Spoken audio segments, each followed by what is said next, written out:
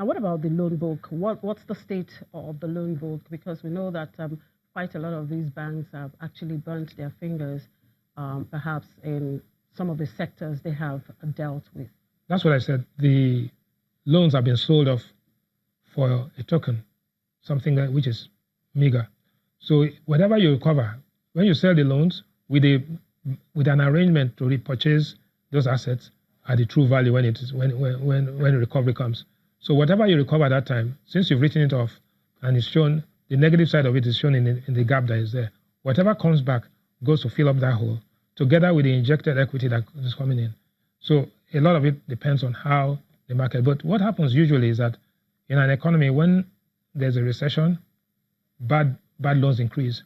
When there's a recovery, the loans begin to come back. So it's not just, it's a tide that will lift all boats, but those who have taken a bite, who have actually taken a bath and a haircut, will get more because they've already done all the dirty work. Now, Unity Bank, well, you talked about that bank being more in the north. Yes. Yeah. Any plans to get the branches? Because it's not really popular, this part of it. They've done something very interesting. They've moved the headquarters from Abuja to Lagos.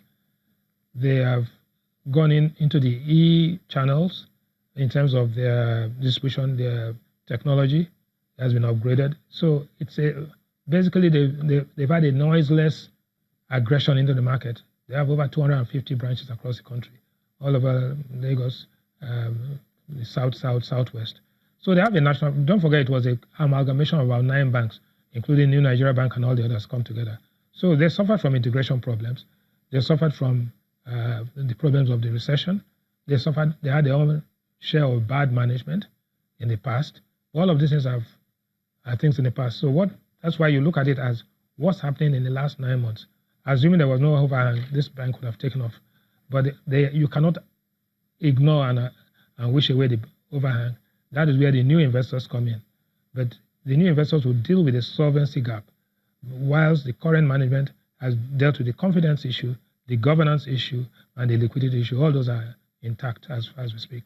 Okay, looking at the banking sector generally, how would you describe the health of the banks in Nigeria? I mean, a lot of them seem to have this capital inadequacy. No, the truth is that Nigerian banks have a capital adequacy ratio minimum of 15%.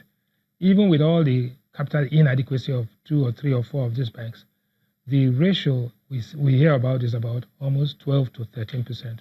So it's not that the gap is not that much. So with 2% more of profits and recapitalization, they will be at the 15-16% minimum ratio. The average liquidity ratio in the system is much higher. Of the 24 or 25 banks operating, 2 or 3 have liquidity inadequacy, which is being breached. But if you take into consideration the cash reserve ratio, which the central bank has taken from them, when you net that out, you find that they are all within the range of liquidity ratio. In terms of the loans, there are 2 major areas. There's the power sector, and then there's the oil and gas. The oil and gas loans went bad because the price of oil dropped all the way down to 30, 35, 40. That price is up to 72 right now. It even went to 85. When you have that lift in prices, it means that some of those assets which are being restructured become, in trading terms, they are in the money. In other words, those things are now profitable and can be restructured profitably. So instead of a 3 or 5 year loan, you have a 10-year loan, but it is servicing and it's payable. So oil and gas is recovering. Power sector, there needs to be forbearance. There's no question about that. There's 1 trillion naira of loans. The federal government of Nigeria and Central Bank of Nigeria will have to have forbearance. There's some intervention money coming in. So by and large, I would say that the Nigerian banking system is safe and sound. The central bank is on top of it in terms of very, very aggressive regulatory, supervisory, and examination process. There's the NDIC, which is all over the place checking on these banks. And there's AMCON, the stabilizing institution. So from a systemic stability perspective, the banking system is fairly and adequately covered. Don't forget, on one hand, there's the IFRS 9. The central bank is insisting on full disclosure. There's the credit rating system. There's the name and shame.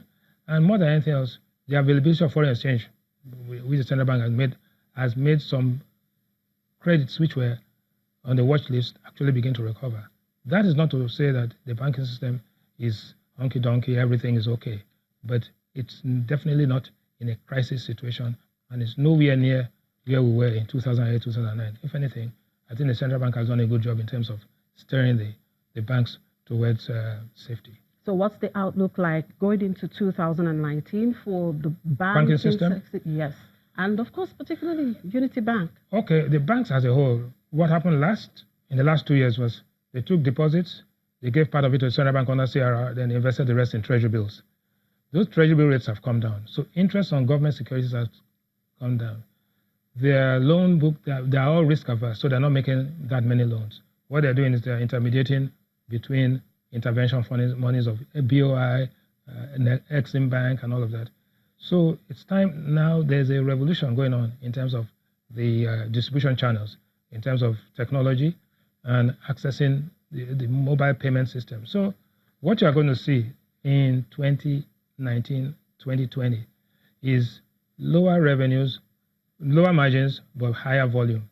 I think that the banks will have to reinvent themselves. The risk level is not as high, but they will have to go into the market and do that, which is what they are supposed to do, which is extend credit, manage transactions efficiently, bring down their costs, and in fact, more than anything, enhance their brands. All right, thank you for your time, Mr. Irwani. Thank you very much. Mr. Irwani, Bismarck Irwani, the CEO of Financial Derivatives Company. We'll take a break, and when we come back, we'll look at the recent report by Ernst & Young on foreign domestic investment into Africa. So stay with us.